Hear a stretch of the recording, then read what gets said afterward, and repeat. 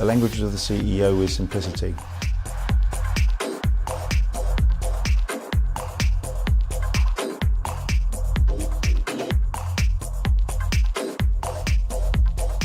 Winology is a term I've used to try and demystify what CEOs actually want. Ultimately, in their role, they have two things that they're there for: to drive more revenue, to drive more profitability for that company.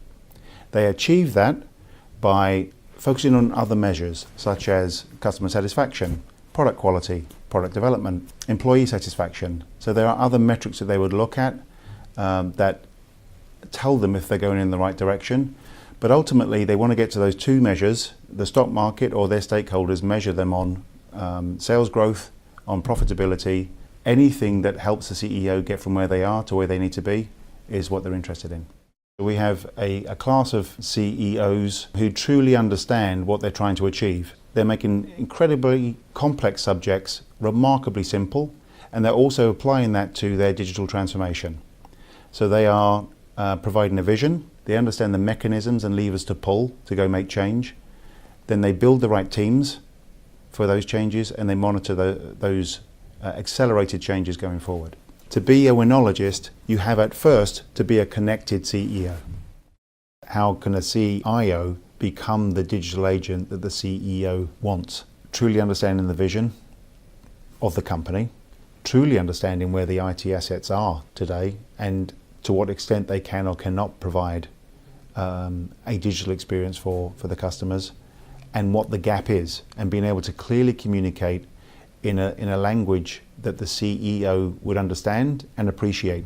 And by the way, you can say, hey, listen, this is possible, but you'd need to do this, this, and this, and your budget for change is actually going to be bigger than you think.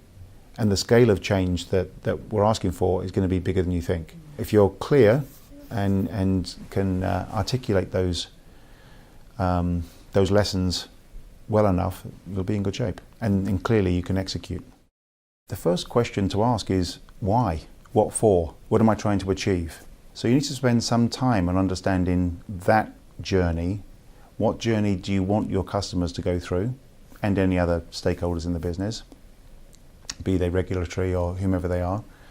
And then to fully understand your current state, the internal view, the external view, and then to map that journey forward.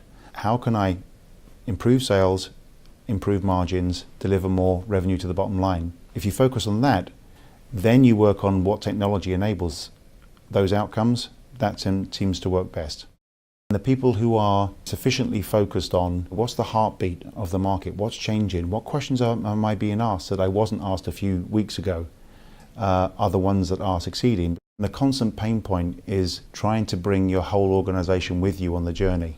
Ultimately, just talking at people doesn't help. You need to be able to drive and to measure how much your team members in your company are understanding the vision, the joint vision, and how much they are reflecting and resonating it. So you actually want to create a thinking organization.